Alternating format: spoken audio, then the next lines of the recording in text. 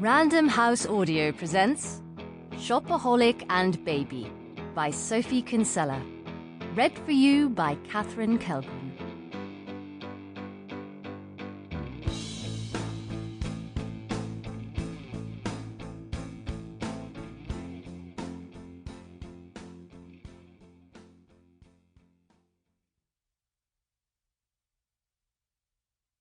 Okay. Don't panic. Everything's going to be fine. Of course it is. Of course it is. If you could just lift up your top, Mrs. Brandon. The sonographer has a pleasant professional air as she looks down at me. I need to apply some jelly to your abdomen before we start the scan. Absolutely, I say without moving a muscle. The thing is, I'm just a teeny bit nervous. I'm lying on a bed at the Chelsea and Westminster Hospital, tense with anticipation. Any minute now, Luke and I will see our baby on the screen for the first time since it was just a teeny blob. I still can't quite believe it. In fact, I still haven't quite got over the fact that I'm pregnant. In 19 weeks' time, I, Becky Brandon, née Bloomwood, am going to be a mother. A mother! Luke's my husband, by the way. We've been married for just over a year, and this is a 100% genuine honeymoon baby. We travelled loads on our honeymoon, but I've pretty much worked out that we conceived it when we were staying in this gorgeous resort in Sri Lanka called Unawatuna. All orchids and bamboo trees and beautiful views. Unawatuna Brandon. Miss Unawatuna Orchid Bamboo Tree Brandon. I'm not sure what Mum would say. Here it is. The moment I've been obsessing over for weeks. Gingerly, I lift up my top and look down at my swelling stomach. If you could just push all your necklaces aside, she adds. That's quite a collection you have there. They're special pendants. I loop them together with a jangle. This one is an Aztec maternity symbol, and this is a gestation crystal, and this is a chiming ball to soothe the baby, and this is a birthing stone. A birthing stone. You press it on a special spot on your palm, and it takes away the pain of labour, I explain. It's been used since ancient Maori times. The sonographer raises an eyebrow and squeezes some transparent gloop on my stomach. Frowning slightly, she applies the ultrasound probe thing to my skin, and instantly a fuzzy black and white image appears on the screen. I can't breathe. That's our baby. Inside me. I dart a look at Luke, and he's gazing at the screen, transfixed. There are the 4 chambers of the heart.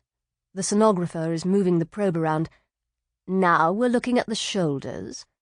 She points to the screen, and I squint obediently, even though, to be honest, I can't see any shoulders, only blurry curves.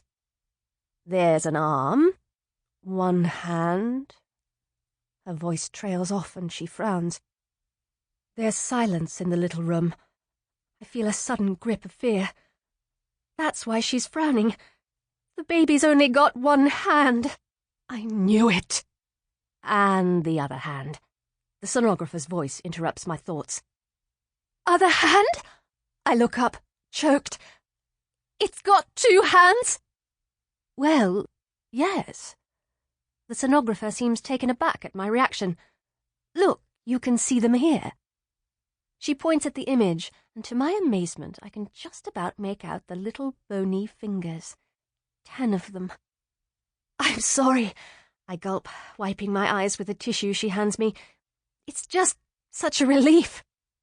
Everything seems absolutely fine as far as I can tell, she says reassuringly. And don't worry, it's normal to be emotional in pregnancy. All those hormones swilling about. Honestly, people keep talking about hormones.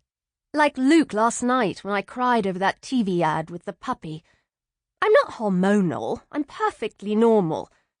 It was just a very sad ad. Here you go. The sonographer taps at her keyboard again.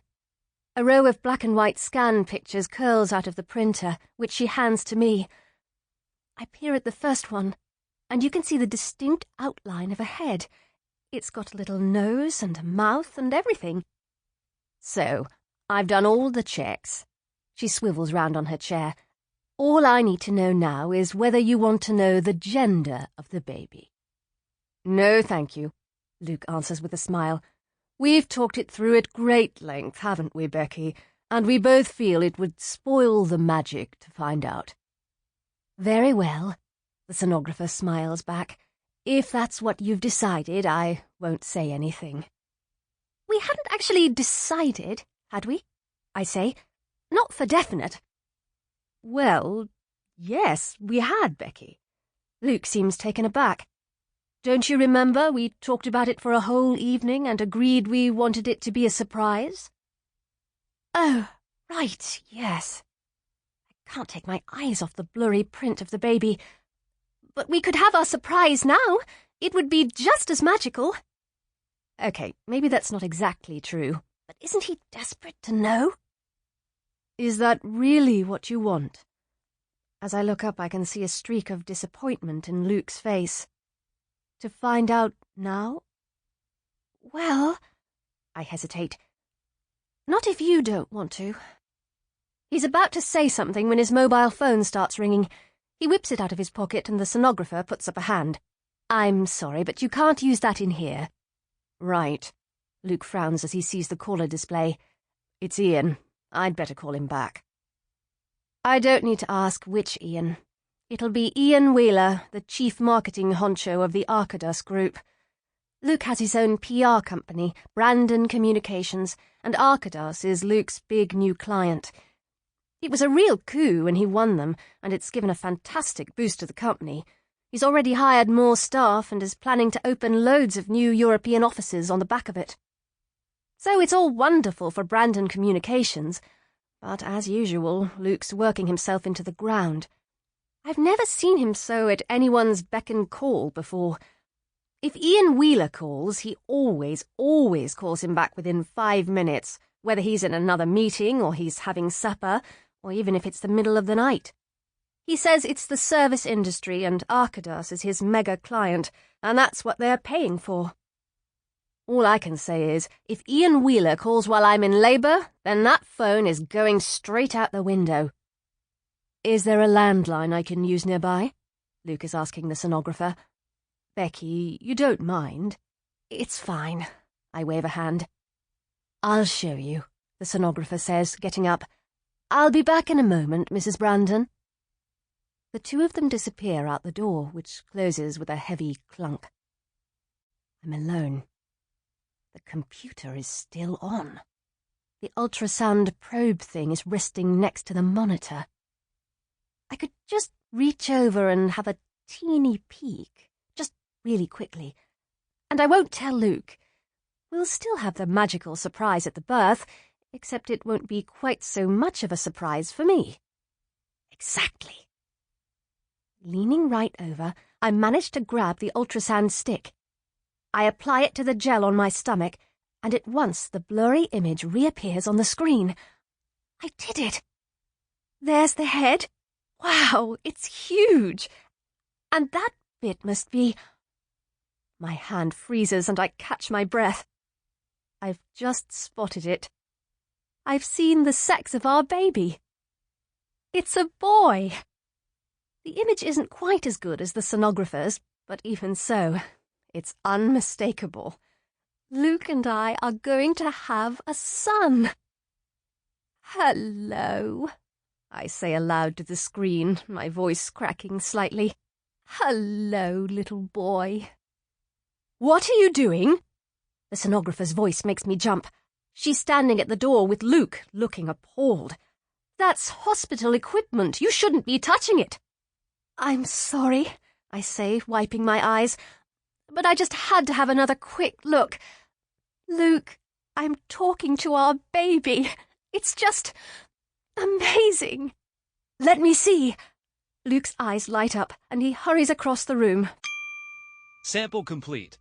Ready to continue?